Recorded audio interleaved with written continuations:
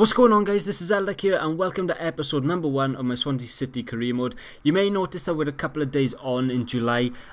Just ignore that. I did skip forward a couple of days and I think one friendly game was missed. My recording got corrupted, but I've managed to fix that now and we're here. We're all good. Welcome to another year of Swansea City career mode. Hopefully this one will last a bit longer than the last couple. First things first, we have a transfer offer for Erwin Mulder. Here are two signings that I really want to make. Ethan Ampadu from Chelsea and Jonathan de Guzman to fill in that number 10 role just behind the striker. As for the friendlies, you're not going to see a lot of gameplay. You're not going to see highlights or anything. They're all going to be covered within this episode. The first league game will be in the next episode. But these clips you'll see from the friendlies are literally just the goals scored and the goals conceded, and that's that. First things first, Jefferson Montero gets a goal in 3 minutes. The first friendly game finished, I think it was 1-0, so you didn't really miss a lot. I'm trying to think. And we're going to be playing on Ultimate difficulty this season. I tried Legendary and it seemed okay. It seemed something I'd be able to cope with, so we're going for Ultimate. One thing I would ask for as well is if you have any transfer suggestions, please leave them in the comment section below. The transfer budget for the Swans is not very large. I think it's at around 15 million, and you'll see that in this episode we'll be able to get a couple of transfers done. Daniel James scores there. He came off the bench for us. I'm really excited. I don't really want to change the Swans team very far away from what it is at the moment. I kind of want to keep it close to it so that it gives it a more realistic feel to where Swans are in real life. 2-0 here, Narsingh puts the ball in, it gets cleared out as far as Mark Grimes, who takes a good touch. He takes that under control into Boney with a nice turn, and then hopefully we're going to see a lot more of that this season with Boney finishing it into the bottom corner. But yeah, like I said, I think maybe in the first episode, the first league game, you'll be able to see.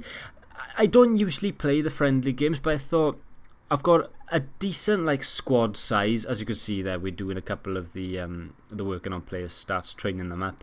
As I said, the first league game, these friendlies, are a great way for me to try and organise the team around, change certain players, give players a chance where they might not usually get a chance, and we'll see what we go into the first game of the season with as the starting 11.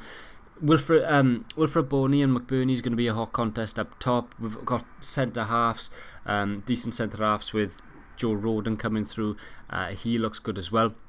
But the first bit of transfer business here, as you can see, 4.7 million for Jonathan de Guzman. They accepted that. I thought 75 rated to go just behind the number 10 might just be what we need. I think Selena is probably the one playing there at the moment. I think Jonathan de Guzman would be a real step up in quality. And as you can see here, his current wage is 26,000. I offered important, but they want crucial, which is fair enough. I mean, he's probably, I think, apart from Boney and Montero, he probably is the highest rated player in the squad. 2 years is fine for me for a 30-year-old. Won't be wanting to keep him much longer than that. No release clause again, and I'd never like to put release clauses on the players. And then 18,000 per week. I was more than happy to take that, but I thought the appearances are a bit high. 500,000 is quite a lot to give for just 25 appearances, so we'll try and bring that down. Try and bring the sign-in bonus down as well, because we do need to try and keep our funds as much as possible. And I think 450,000 there, they were happy with that. The thing is, with these contract negotiations, you can't really negotiate too far outside what they want, because they quite rarely accept it. But going on, we got the second friendly of this episode. It is the third friendly playing in the actual game. Standard Liège we've got. But while that goes on in the background, I just want to say a quick couple of things. I'm looking to bring back an Ultimate Team series this year as well. It depends on viewership of this episode, because there was a lot of support on episode 1 last year, but it didn't come very quickly, so I kind of thought that people weren't really interested. And then I looked back a couple of weeks later and the first episode hit 10,000 views. So I'll be looking to carry this one on, but I'm also kind of interested in doing a couple of Ultimate Team series along the way as well. So if that's something you guys would be interested in, then let me know. The second thing I want to talk about as well is the goals for this season for Swansea in the Championship. Now, I think with the squad that we've got, with a couple of signings that we may make, I think promotion is definitely got to be what we're pushing for. In real life, I think it's kind of a different situation. Whilst we're doing okay in the league, I think we've gone down to 13th right now, but we only lost the one game, maybe, or 2 games. We're in decent form in real life. We're looking okay, but I think that just the squad depth is really affecting us. Whereas on this game, we can make signings to cover that squad depth. I think promotion should be on the cards, as Ollie McBurney scores a really nice goal there. It didn't look that good from that angle, but I think when you see it, not from the first replay but from the second replay, it takes a lot of curl and it starts outside the post, so nice finish there. The last couple of seasons on the career mode, sorry, just watching that goal again, see, it didn't look that good from that angle, but when you see it from the next angle, this one, see, it starts outside the post. It's a really decent curling effort.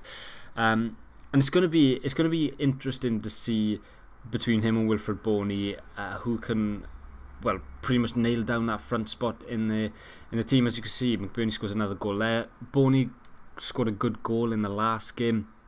I mean, McBurney has got age on his side, so he can develop a lot. I think I've got him on the training already as it is. Or maybe even if we can play them both together in a 2 up top. I never usually go for 2 up top, but it's definitely something that could happen if I change to maybe 3 at the back. Nordfeldt makes a good save there, but Declan John fails to clear, and they just get a consolation goal there in the 92nd minute, which is also a new feature as well. I only just noticed that while recording this, but they actually show the minute after the 90th minute. The second transfer target, Ethan Ampadu. Now, I think this is a little bit unrealistic, so bear with me on this one, because I don't think Chelsea would sell Ethan Ampadu, and definitely not for what I offer in this deal. So maybe that's a bit of an unrealistic one, because I think a loan signing is probably likely, but I thought if I can sign him, I may as well just sign him permanently. He's a good option for both centre-back and CDM. He played for Wales a couple of times at CDM in the internationals a couple of weeks ago, and he looked really, really assured. He looked very mature playing, so I thought it'd be nice to get him in. And like I said, he can play CDM as sort of that holding midfielder just to cover the centre halves, or he can fill in at centre back when needs be. He's 17 years old, he's Welsh, which is another good thing, and his wages are next to nothing. I think he asks for about $3,000. We'll sign him on a 5-year contract just to keep him tied up for the longest time possible.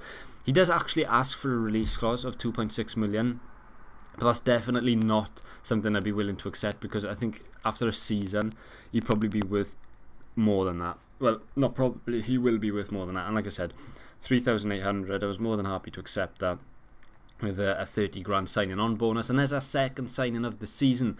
These bunch of players here are a couple of players that I'm interested in. Number one being Alexander Zinchenko. I actually put a loan offer in for him, and then there were a couple of keepers above on that list. I haven't really gone into too much detail on them, just because they were more backups, because I've only got the one keeper, Erwin Mulder. I thought it'd be nice to have a youth keeper as a backup there. Just for cover, pretty much, and we can train him up if we want to try and get him up a couple of ratings. But going on to this third friendly of the episode, the fourth friendly I'm playing, I believe this was the semi-finals. George Byers starts in this one, and he scores a very decent goal. I'm using the R1 and L1 finish there.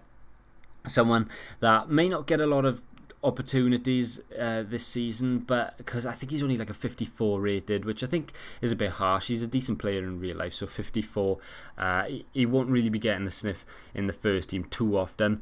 They scored a goal there. I can't remember who this team I'm playing is. Is it Frosberg or I'm not even going to try it. We'll say it after the game somewhere, I think. But we go 1-1 just before half time, and then on the 68th minute or 69th minute, they get a counter-attack going, and I think you see they will actually score on this one, so they get knocked out of this tournament. But I'm going to reiterate, like I said earlier on in the episode, if you can think of any transfer targets that are fairly cheap, like I said, I think after the Guzman deal, we've probably got about 10 million, 9 or 10 million in the bank. As you can see, they go like 9 or 10 million in the bank, so we've not got a lot to work with. And like I said, I kind of want to keep the team close to its basics right now. Frosinone, I was nearly there. I think I said Freiburg maybe is what I was thinking of. But we go out to the competition to them, which is fine. We rotated a lot of players in that game. as you can see, training a couple of players up here. I am actually going to switch someone out there for Connor Roberts. I'll probably switch out Asora because I do want to train Connor Roberts up. I think he'll be starting a right back over Kyle Norton for me. And as you can see here, Manchester City have accepted our proposed terms for taking Alexander Zinchenko out on loan. He's another good option because he can play in the midfield or he can play left back as well. I know he's originally a cam, but City turned him to a left back, so he'll be a good option in both players there. We did actually have a transfer offer for Nordveld there, but it's not. I did miss it out, but it's not really worth me showing anyway because we're not going to be accepting any offers for players in our starting lineup. I just don't need to get rid of them, and I don't think they'll be able to bring in suitable replacements. But as you can see, these are the last couple of players on my scouting list, and then it's all over to you. The game has stopped after the first home game of the season. Sheffield United, as you can see, Huddersfield only wanted like 80 grand for him, so I thought, why not? He's going to be third choice keeper. I just have someone there. And he looks okay. He looks promising as well. I think he's got one of the highest growths as a keeper on the game. But that's going to be it for this episode, guys. Hopefully you did all enjoy all the questions I've asked. Please let me know in the comments below, and I'll see you next time.